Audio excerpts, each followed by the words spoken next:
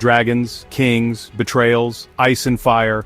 The world of Game of Thrones, crafted with such intricate detail by George R.R. Martin, often appears as a realm of pure, unadulterated fantasy. Yet, as we peel back the layers of its epic narrative, filled with blood-soaked battles, intricate political maneuvering, and heart-wrenching drama, we begin to uncover a fascinating truth. Beneath the dragons and the magic, the foundations of Westeros are deeply embedded in the rich, often brutal soil of our own human history. The grand conflicts, the noble houses, and the very struggles for power that define this saga are not conjured from thin air. Indeed, the true stories that lie behind the spectacle of Game of Thrones are in many ways as chilling and compelling as the fictional narrative itself. From the dynastic wars that tore nations apart, to the formidable queens who defied expectations and wielded immense influence, the echoes of real historical events and figures resonate powerfully throughout the Seven Kingdoms. We shall journey back in time, exploring the ancient manuscripts, the crumbling castles, and the forgotten battlefields that provided the raw material for this modern epic. Join me, Muhammad Amin, as we embark on an exploration of these remarkable connections. We will uncover how the struggles for the English crown in the 15th century mirrored the fight for the Iron Throne, how ambitious queens of old provided the template for Cersei Lannister, and how legendary female warriors and rulers shaped the destiny of Daenerys Targaryen. From the icy frontiers guarded by Roman legionnaires to the shocking betrayals that scarred Scottish history, the inspirations are as varied as they are profound, revealing that truth can indeed be as captivating as fiction. The central conflict in Game of Thrones, the struggle for the Iron Throne, notably between House Stark and House Lannister, parallels the War of the Roses. This series of brutal civil wars in the 15th century saw the House of Lancaster and the House of York vying for the English crown. The kingdom was fractured, loyalties divided, and families torn apart. The Starks, with their honor and northern roots, echo the Yorkist cause, while the Lannisters, with their wealth and cunning, resemble the Lancastrians or the Tudors. The War of the Roses, like the wars in Westeros, was a series of distinct phases and bloody battles, interspersed with uneasy peace. Key figures from this period offer glimpses of characters who might have walked the halls of the Red Keep. Richard III, the last Yorkist king, whose reign was short and controversial, presents a complex figure whose ambition and contested legitimacy could find echoes in several Westerosi characters. The themes of betrayal and shifting allegiances were rampant during the War of the Roses. Nobles frequently switched sides, leading to pervasive mistrust. Specific battles, such as the Battle of Towton, were fought with a savagery and scale that would not seem out of place in Westeros. The War of the Roses concluded with the victory of Henry Tudor, Henry VII, who, by marrying Elizabeth of York, symbolically united the red and white roses, founding the Tudor dynasty. This resolution brought stability to England, much as the characters in Game of Thrones seek a lasting peace. Cersei Lannister, the fiercely protective mother and cunning political operator, finds a striking historical counterpart in Margaret of Anjou, the French-born wife of King Henry VI of England. Margaret was thrust into a position of immense pressure almost from the moment she arrived in England in 1445. Her husband, King Henry VI, suffered from severe mental illness, rendering him incapable of effective rule. This power vacuum compelled Margaret to step forward, fiercely defending the Lancastrian claim to the throne. A driving force for both Cersei and Margaret was their devotion to their sons and the preservation of their inheritance. Margaret fought tirelessly to secure her son's succession to the throne, viewing any challenge as an existential threat. Margaret of Anjou was a formidable political force, actively involved in governance, raising armies and forging alliances. Contemporaries often depicted her as ambitious and vengeful, a she-wolf of France who manipulated her weak husband. Cersei Lannister is often viewed as cruel and manipulative, using her beauty and ruthlessness to achieve her ends. During the War of the Roses, Margaret was an active military leader, rallying Lancastrian forces and seeking aid from foreign powers. This image of a queen leading armies is reflected in Cersei's strategic command and her willingness to engage in ruthless tactics. The tragic fates of their children also cast long shadows over both women. Margaret witnessed the death of her only son Edward at the Battle of Tewkesbury in 1471. Cersei endures the loss of all three of her children, Joffrey, Myrcella, and Tommen. In Margaret of Anjou, George R.R. Martin found a compelling historical archetype for Cersei Lannister. Daenerys Targaryen, the last scion of a fallen dynasty, is a character of immense complexity in Game of Thrones. Her journey from a frightened exile to a conquering queen is one of the saga's central narratives.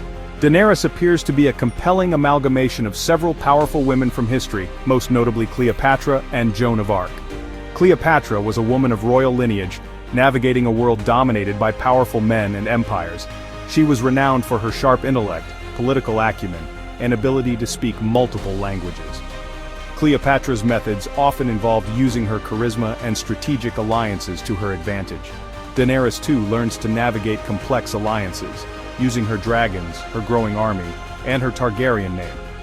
The foreign queen aspect is another significant parallel. Cleopatra was queen of Egypt, a land with ancient traditions distinct from Rome. Daenerys arrives in Westeros as an outsider, a conqueror with foreign armies and a revolutionary ideology.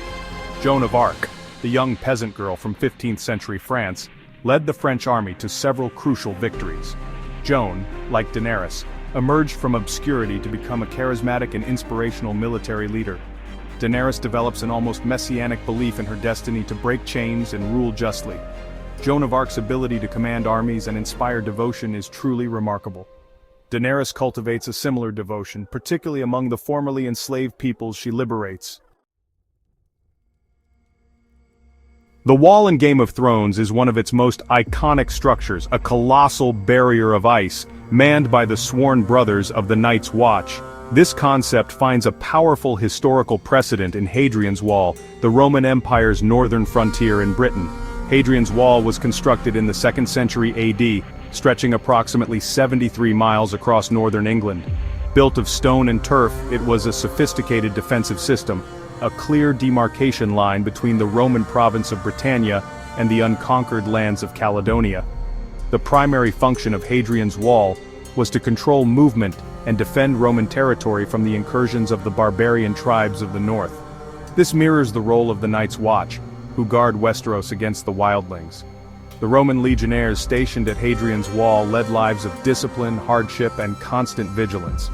This demanding lifestyle finds a strong echo in the vows and duties of the men of the Night's Watch.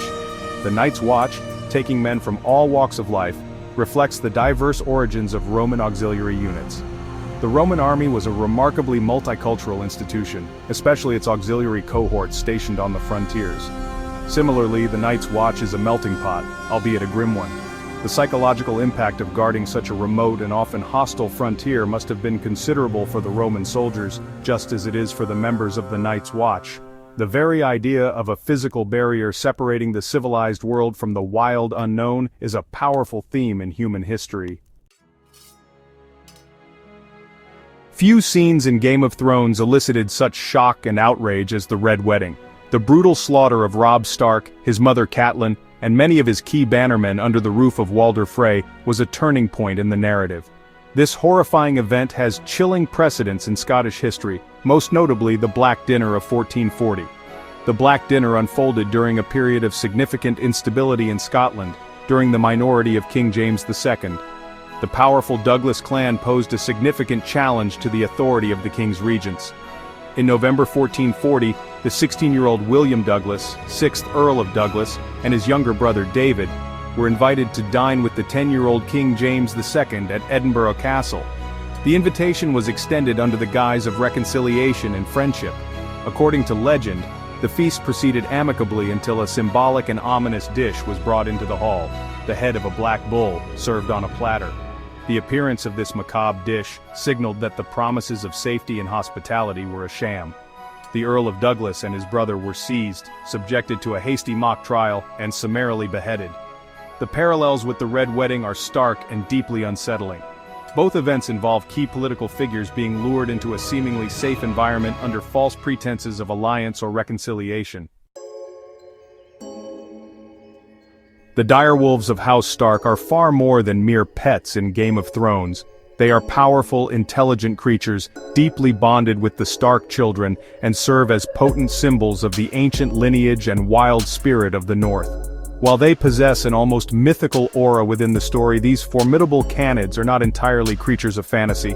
Their inspiration comes from a very real prehistoric predator, Canis Dirus, the true dire wolf that roamed the Americas during the Pleistocene epoch. Canis Dirus, whose name literally means fearsome dog, was a genuine species of wolf that lived from around 125,000 to 9,500 years ago. In terms of physical characteristics, the real dire wolf was similar in body length to the largest modern gray wolves, but significantly heavier and more robustly built. It possessed a larger, broader head and more powerful jaws and teeth, capable of delivering a crushing bite force. These prehistoric wolves thrived in a wide range of environments across North and South America. They were apex predators, likely hunting in packs, much like modern gray wolves. The eventual extinction of Canis Dirus around 9,500 years ago is thought to be linked to a combination of factors, including climate change and the disappearance of many of the large prey species. In Game of Thrones, the finding of the direwolf pups south of the Wall is portrayed as a significant, almost magical event. The strong, almost telepathic bond between the Stark children and their direwolves elevates these creatures beyond simple animal companions. By drawing upon the existence of the real Canis Dirus, George R.R. Martin lends an intriguing layer of authenticity even to the more fantastical elements of his world. Outro. Game of Thrones, with its dragons, White Walkers, and prophecies, may indeed be a work of high fantasy, but as we have seen, its roots are deeply and inextricably entwined with the fertile ground of human history. From the brutal dynastic struggles that tore kingdoms apart, mirroring the War of the Roses, to the formidable and often controversial women like Margaret of Anjou who defied expectations and wielded power, the echoes of our past resonate through the halls of King's Landing and the windswept plains of Essos. The ancient walls that guarded empires and the legendary creatures that once roamed our world all find their reflection in Martin's creation. The truth behind the fiction, the real historical events and figures that sparked the imagination, prove to be just as compelling, as dramatic, and sometimes as brutal as the celebrated television series itself. The ambition, the love, the betrayal, the quest for power, and the struggle for survival. These are timeless human themes played out on the grand stage of history long before they were reimagined in the Seven Kingdoms. Understanding these connections doesn't diminish the magic of Westeros. Rather, it enriches it, adding layers of depth and resonance to a story that has captivated millions. Thank you for joining me, Muhammad Amin, on this journey through the real history behind Game of Thrones. The stories of our past are a vast and fascinating landscape, offering endless inspiration. If you love exploring the real stories that hide behind your favorite shows and fictional worlds, and wish to delve deeper into the annals of history, don't forget to like this video, subscribe to the channel for more explorations, and ring the notification bell so you never miss an adventure into the past. Until next time, may your curiosity continue to guide you.